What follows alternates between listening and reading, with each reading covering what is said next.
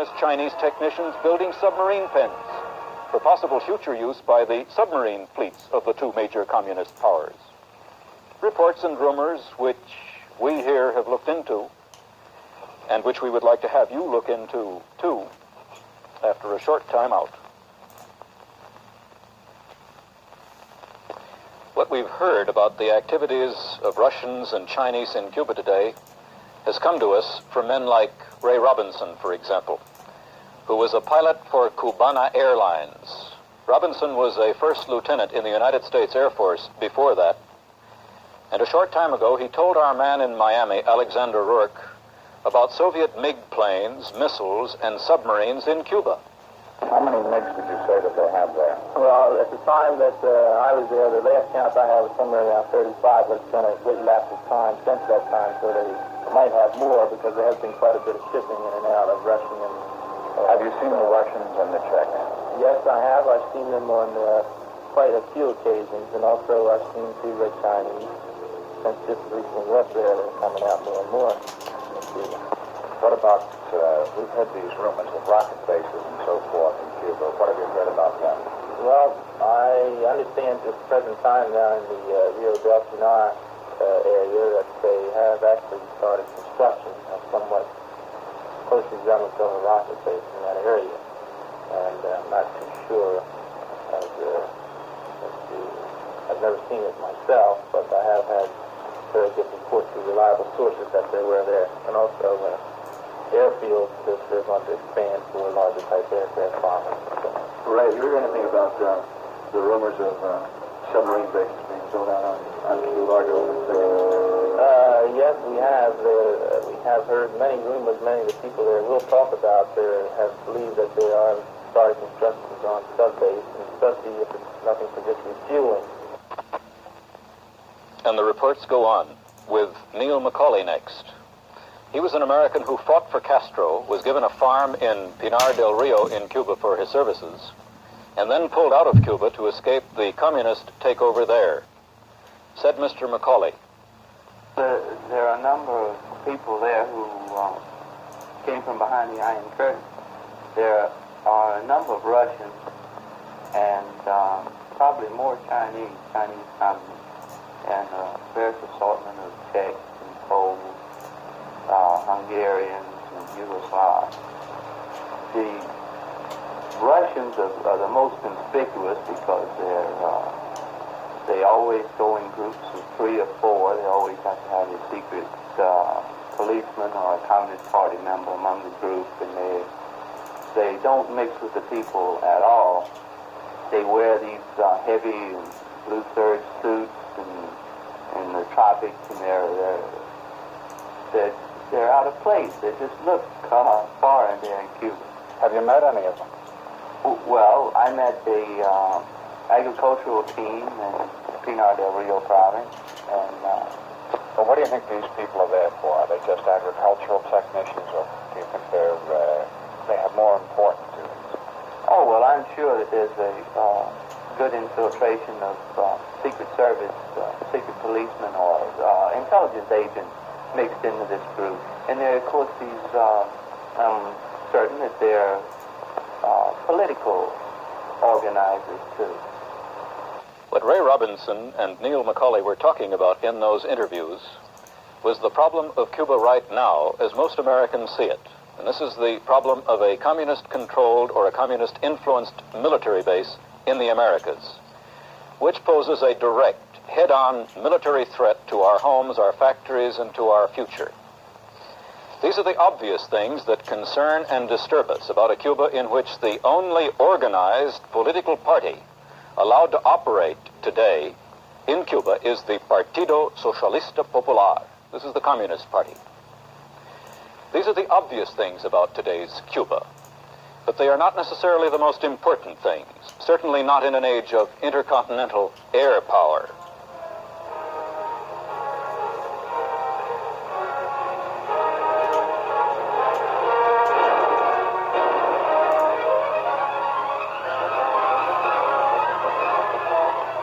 Intercontinental ballistic missile power. These, by the way, are Soviet rockets.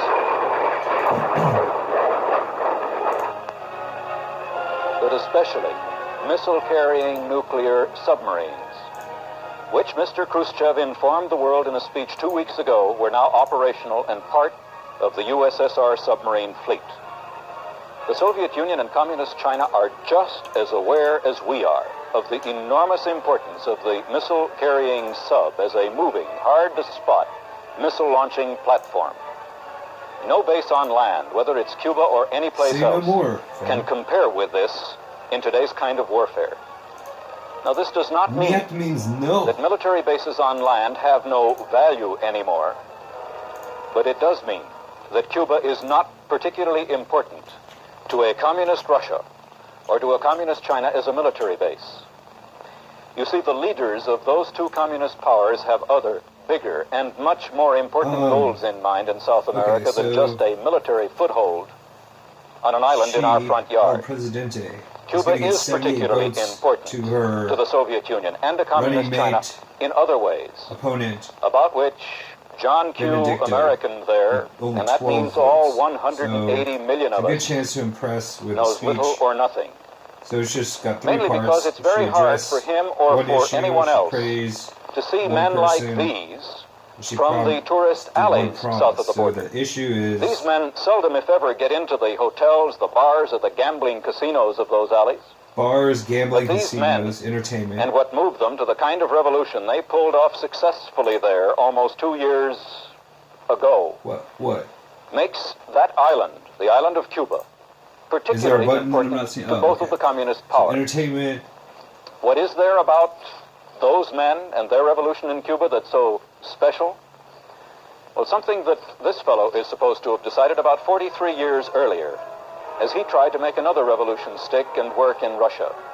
The man addressing this crowd is Lenin, Russia, the father so of his country, she's going to the praise first communist-governed country in history. And it'll improve the relations by 10%. Lenin had to face a problem soon after his followers had taken over the Russian Revolution to set up the world's first communist state, and his problem was that Russia was supposed to be only one of many states that would explode in revolution after the First World War. There was supposed to be a rising of workers and peasants all over the world to lead to a communist world. But this didn't happen. Lenin is supposed to have decided at that time that the best way to bring about a communist future for the world would not be by concentrating on revolutions in the advanced industrial nations, but by working for revolutions in the colonies and what were called the spheres of influence of the empire powers, that is, Britain, France, Belgium, the Netherlands, and Portugal, and all the rest. Lenin is supposed to have phrased that decision in these words, and I quote, "The way to victory for communism over the West lies by way of Peking and Calcutta in Asia." Well, the experts on Soviet affairs have never been able to get together about this statement. Some say Lenin did make it, some say he didn't. But this doesn't really matter, because another Soviet leader did say much the same thing only a few years ago. This man, shortly before he died, back in 1953. Stalin said that the way to victory for communism in the world lay in an alliance of the Soviet Union's interests with those of the former colonial and oppressed peoples of the world. Lenin's statement has been around much longer than this man's, but both statements lead straight out of the past to much of the kind of history that has been made by the communists since the end of World War II in Asia. What these statements have to do with men like these, we'll get into in a moment. Those statements also lead directly out of the past to these men, who by Fidel Castro's own definition are among the world's former colonial and oppressed peoples. Now, according to that definition, Cuba was first made a colony of and oppressed by Spain, and this was in the early 1500s. Well, the Spanish-American War put an end to Spanish rule in their island country, but Cuba then became what amounted to a colony of and was oppressed by the United States, and this was in the late 1800s.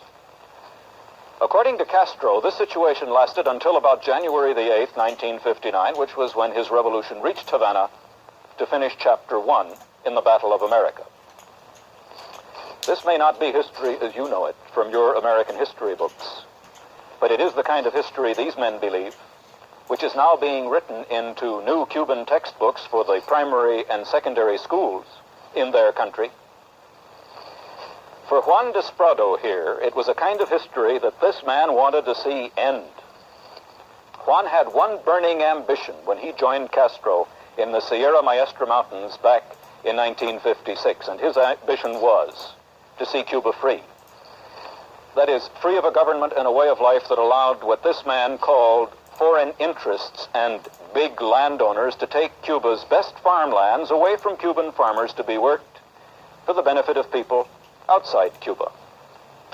What he had in mind particularly was 7 companies that owned about 5 million acres of Cuban farmland, which turned out agricultural products that few Cubans used and profits that few Cubans saw.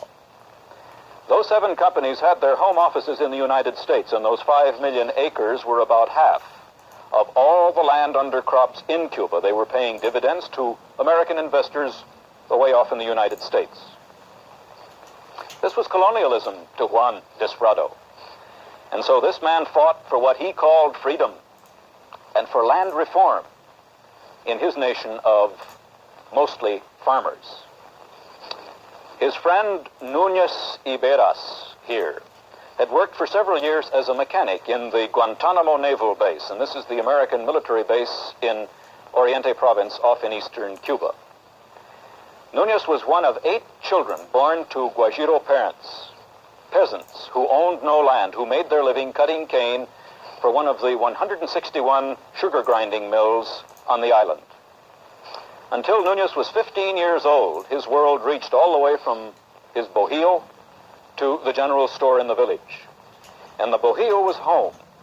That is, it was a squat, usually windowless, airless shack made of leftover palm tree lumber. The bohío was home to hundreds of thousands of Cuba's peasants who lived and worked their lives away under conditions before that? that were the rule in Europe about 1,000 years back. Here. Now, these were primitive farming conditions under which the peasants aged fast and died young. Núñez was 15 years old when his father died, at the ripe old age of 36. His father was helped to an early death by a variety of infections and diseases that still affect most of his people. Okay, so that is outside the cities. There were health services in Cuba, and there were good ones too in the cities, but they didn't quite reach down to the level of this man and his family. Hunger reached down to the level of this man, though. Núñez knew hunger every year of his life, even when his parents both had jobs during the sugar time. During the very long off-sugar season, when there was no other work of any kind to be had, things would get pretty desperate for these people. Núñez Iberas joined Fidel Castro in the Sierra Maestra Mountains back in 1956, and he had one burning ambition by that time, which was to see Cuba free. Free of governments that did little or nothing for the bulk of Cuba's people, that is, the farming peasants, and free of a way of life that kept the Guajiros out of the 20th century. Núñez worked up this burning ambition while he worked at the American naval base at Guantanamo Bay, which, like most of Tourist Alley in Havana, was a transplanted bit of the United States in Cuba. At Guantanamo, Núñez saw the 20th century up close. He saw it in decent housing, in good schools, in medical care, and in good wages. He heard all about the good life on the base radio. He saw it in American moving pictures and on television. And Núñez was converted. Núñez took to the hills with Castro to fight for what he called economic reform. What he meant was the kind of economy that spelled the good life for Americans. And this meant industrial development for Cuba that would give them what you see on your screen. It meant a drastic overhaul of Cuba's farming setup, which kept Cuban farmers back in the Middle Ages. Núñez had no idea about how this could be done. He only knew that it had to be done.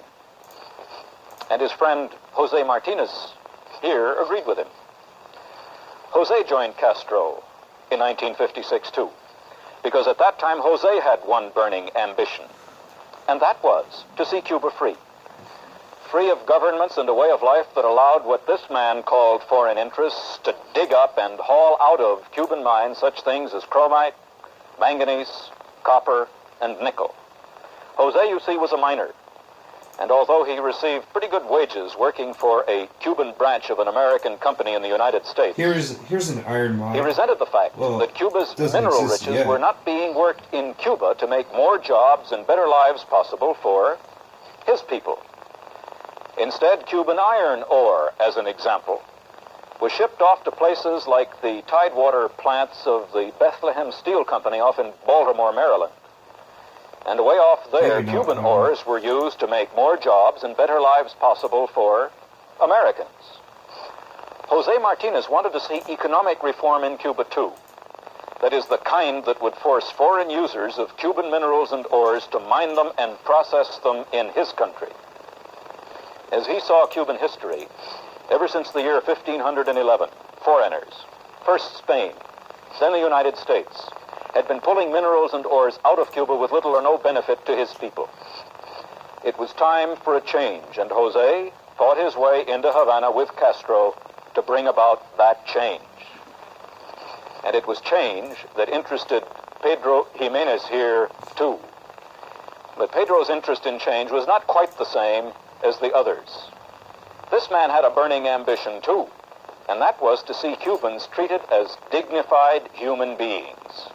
That is, as the equals of all other men. And right now, there is no subject about which practically all of the world's peoples around Europe and North America are more sensitive, just as Pedro here is sensitive about racial prejudice. Sensitive people like Pedro have changed the whole political map of the world since 1945, in revolutions which have just about wiped out the empires and the spheres of influence of West Europeans. And in that kind of world, people like Pedro have made Cuba particularly important to communist East Europeans and to the communist Chinese. Because you see, the kind of world these men live in is shot through with the need for land reform. And this is the very thing Juan Desprado back there fought for in Cuba. The world these men live in desperately needs. What happened? No subject about which practically all of the world's peoples around Europe and North America are more sensitive. Part of this video. Just as Pedro here is sensitive about 20% battery, so maybe that's like sensitive people like Pedro have changed the whole political battery. map of the world since 1945, in revolutions which have just about wiped out the empires and the spheres of influence of West Europeans. I'm waiting for this. And in that kind of world, people like Pedro have made Cuba particularly important to communist East Europeans and to the communist Chinese.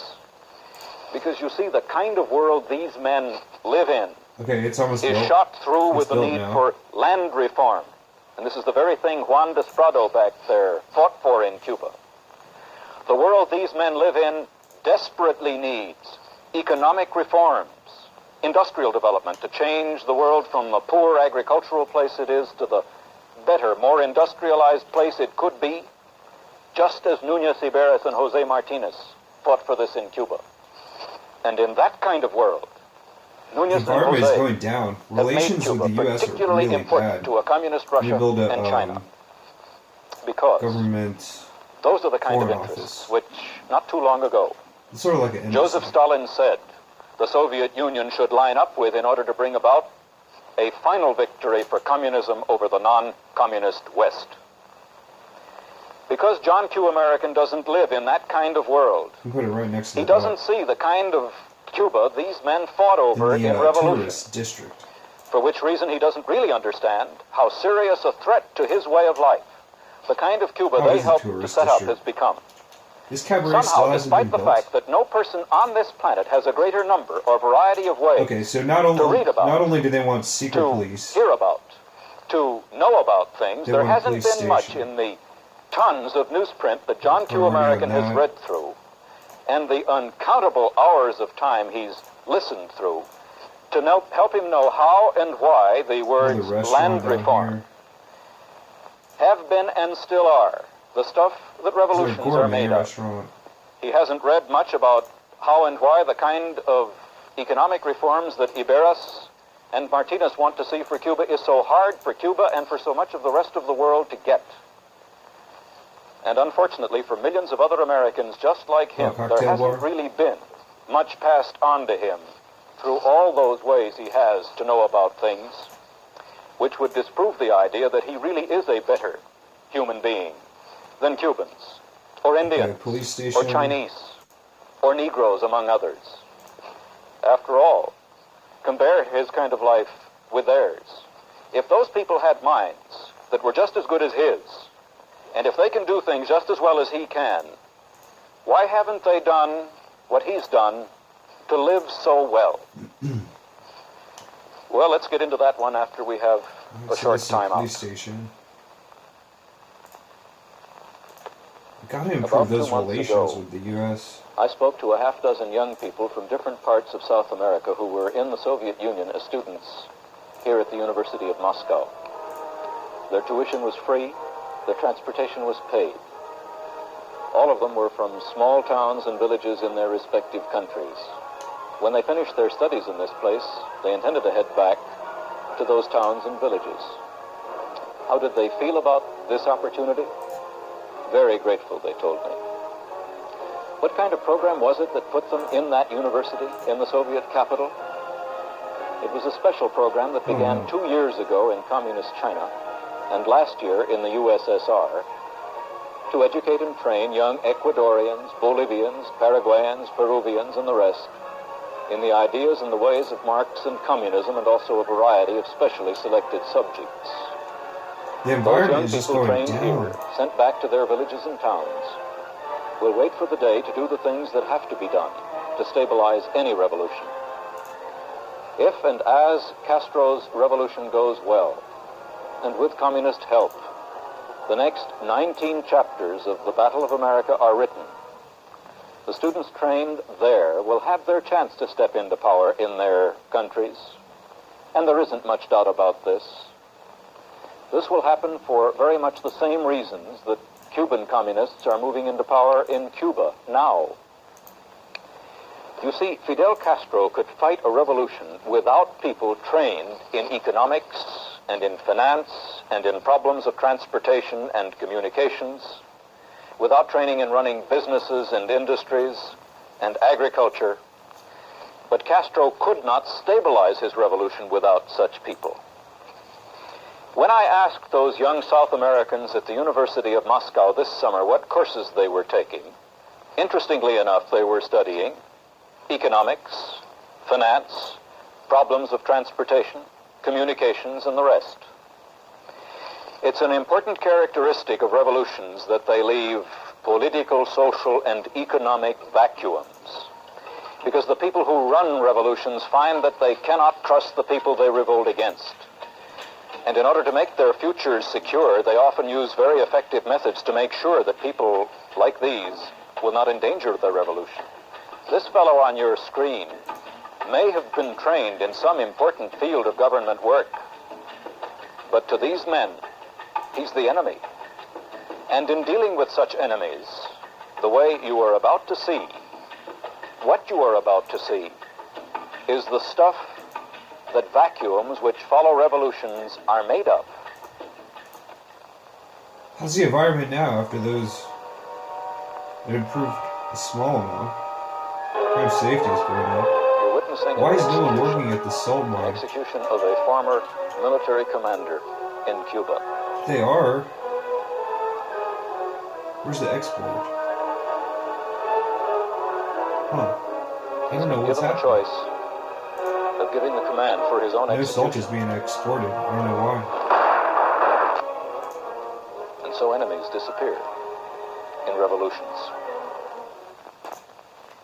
You see, it's an Furniture important factory. characteristic of the vacuums created by revolutions.